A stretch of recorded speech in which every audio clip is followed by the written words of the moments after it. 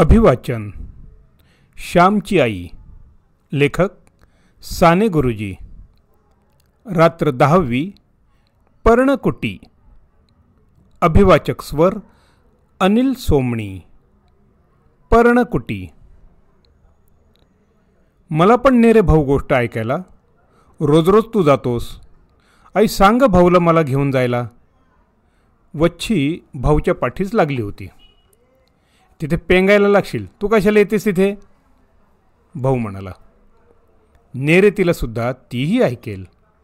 चांगले असेल ते साऱ्यांनी ऐकावे.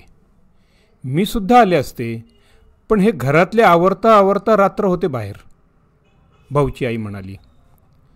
शेजारची भीमी जाते, ती हंशी जाते, आरणीलाही तिचा भाऊ नेतो. तू नाहीस का रे माझा भाऊ?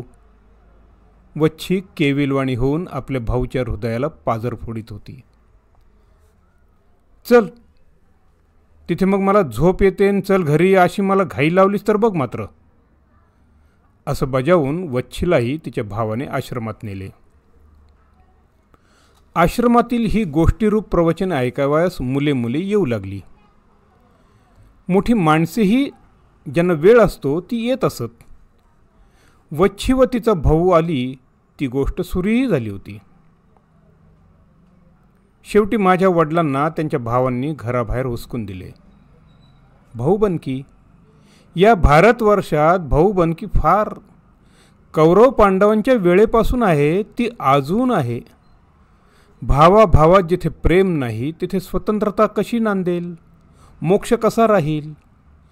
ज्या घरात माझे वडील लहानाचे मोठे झाले, ज्या घरात 30 वर्ष बरा वाईट सर्वांचा संसार त्यांनी चालवला, ज्या घरात त्यांनी इतर सर्वांना दही दूध दिले परंतु स्वतः चिंचेचे सारच खाल्ले, ज्या घरात राहून त्यांनी भावा बहिणींची लग्ने केली, त्यांच्या हौशी पुरवल्या, त्या घरातून त्यांना बाहेर जाण्यास सांगण्यात आले.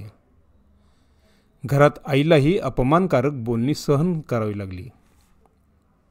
आम्ही त्यावेळेस लहान होतो. आई त्या विभक्त होण्याच्या वेळची हकीकत डोळ्यात पाणी आणून कधीकधी सांगत असे. तो दिवस मला अजून आठवतो आहे. आमच्या गावात माघी चतुर्थीचा गणपती उत्सव होता. हा उत्सव नवसाचा होता. गणपतीचा सार्वजनिक उत्सव भाद्रपदातच होत असे. महाडच्या धारपांनी हा नवस केला होता. त्यावेळेस अभ्यंकर हे प्रसिद्ध राष्ट्रीय कीर्तनकार आमच्या गावी आले होते व त्यांची कीर्तने उत्सवात होत होती. गावातील सारी मंडळी देवळात कथेला गेली होती. त्या रात्री आम्हाला कथेला जाऊ दिले नाही. आम्ही निजून गेलो होतो. रात्री 9-10च्या सुमारास आईने आम्हा उठविले. माझे आईबाप त्यावेळेस घरातून बाहेर पडत होते. आईच्या डोळ्यातून अश्रू गळत होते. ज्या घरात राहून तिने मोऱ्या गाईचे दूध काढले, गडी माणसांना जेवाव्यास पोटभर घातले, ज्या घरात एकेकाळी ती सोन्यांनी नटून मिरवली, ते घर, ते गोकुळ सोडून ती बाहेर पडत होती. दिवसा लाज म्हणून रात्री बाहेर पडत होती. माझा धाकटा भाऊ तिच्या कडेवर होता. यशवंताच्या पाठचा तो भाऊ. वडील पुढे झाले. त्यांच्या पाठोपाठ आई व मी मुकाट्याने जात होतो. कुठे जात होतो? आईच्या माहेरी जात होतो. गावातच आईचे घर माहेर होते. आजोळच्या घरी त्यावेळेस कोणी नव्हतं. आजोबा आजी पुण्यास मुलाकडे गेली होती. काही दिवसांनी ती परत येणार होती. रात्री आम्ही लपतछपत आजोबांच्या घरी आलो. देवळात खूप आनंद चालला होता, परंतु आम्ही सुटक्यासारखे वनात चाललो होतो. देवाच्या या विशाल भूमीवर एकाच वेळी अनेक प्रयोग चाललेले असतात. नवीन घरी आता सवय झाली, परंतु आईच्या तोंडावरची खिन्नता गेली नव्हती. काही दिवसांनी आजी परत आली. माझी आजी जरी स्वभावाने प्रेमळ होती तरी थोडी हट्टी होती. माझी आई होता होई तो आजीजवळ मिळती घेई, कारण स्वतःची परिस्थिती ती ओळखून होती. आईच्या मनात माहेरी राहणे फार खाई. तिला अपमान वाटे. नवऱ्यासह माहेरी राहणे त्याहून मरण बरे असे तिला होई. तिचा स्वभाव फार मानी होता. एक दिवस आजी व आजोबा देवळात पुराण ऐकावयास गेले होते. ओटीवर वडील जमा खर्च लिहित होते. आई ओटीवर गेली व म्हणाली, माझ्याच्याने आतपर राहवत नाही. मी जगावे असं जर तुम्हाला वाटत असेल तर स्वतंत्र घर बांधा. इथे खाणे पिणे म्हणजे जीवावर येते. वडील म्हणाले, अगं आपण आपलंच भात खातो ना, फक्त इथे राहतो.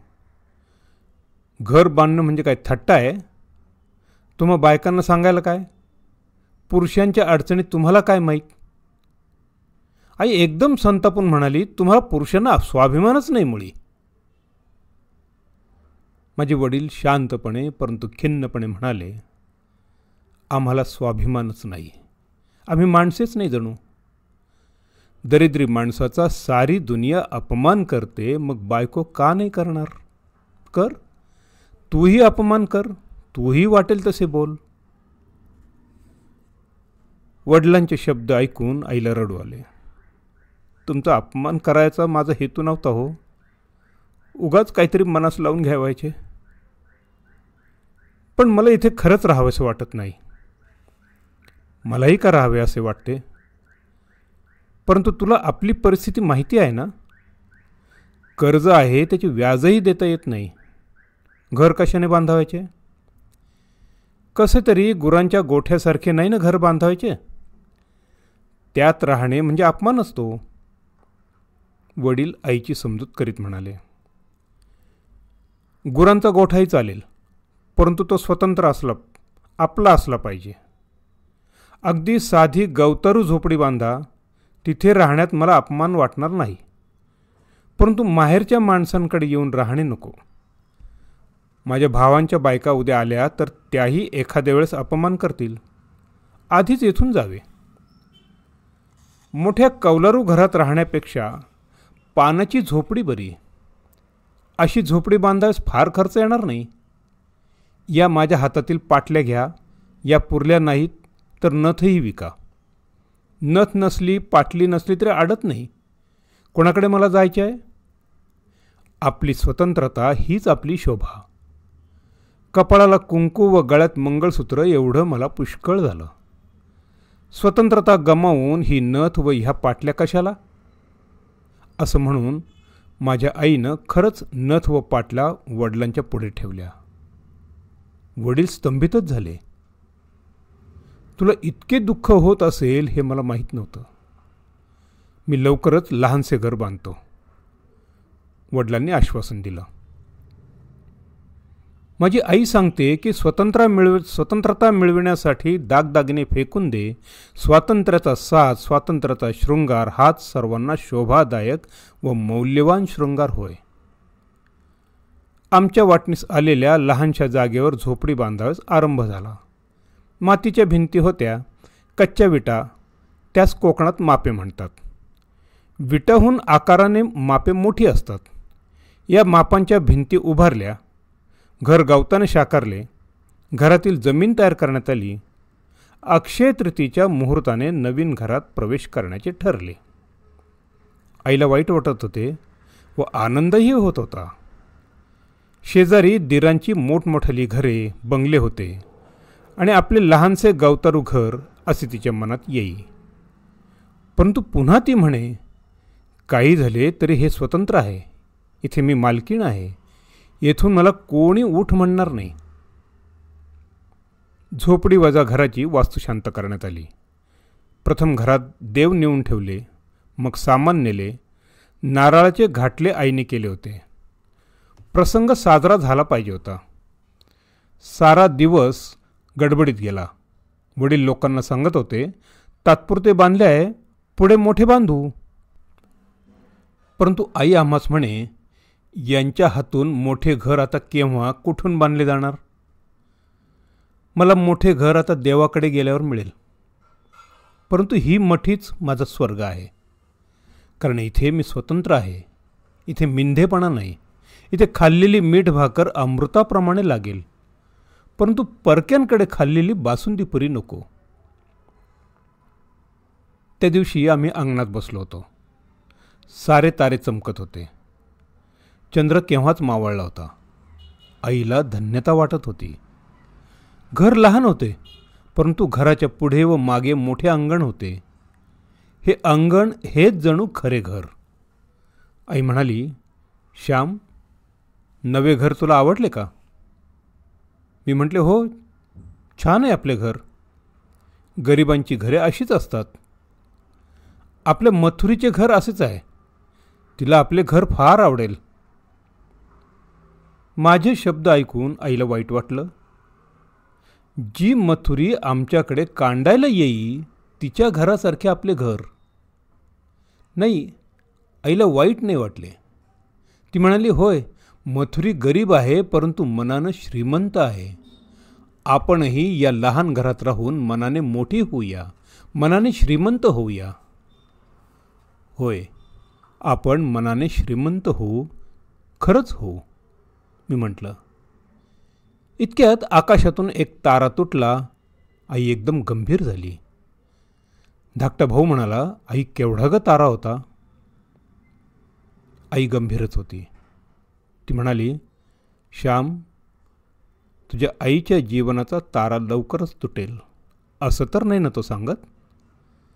ते वरचे मोठे मोकळे सुंदर आकाश मला तर वर नाही ना बोलावीत? मला बोलावण्यासाठी तर नाही ना आला तो? नाही हो आई, तो हे आपले स्वतंत्र घर पाहण्यासाठी आला आहे. त्याला आपले साधे घर, हे स्वतंत्र घर स्वर्गापेक्षाही अधिक आवडले असेल. यमुनेच्या पाण्यात गोपाळांनी हात धुतल्यावर जे शीतकण पाण्यात पडत ते खाण्यास स्वर्गातील देव येत असे त्या हरिविजयात नाही का? तसे हे घर पाहावयास हे तारेही येतील, कारण आपल्या घरात प्रेम आहे, तू आहेस, मी म्हटलं. माझ्या पाठीवरून वात्सल्याने भरलेला हात फिरवत आई म्हणाली, श्याम, कोणी रे तुला असे बोलावयास शिकविले? किती गोड व सुंदर बोलतोस.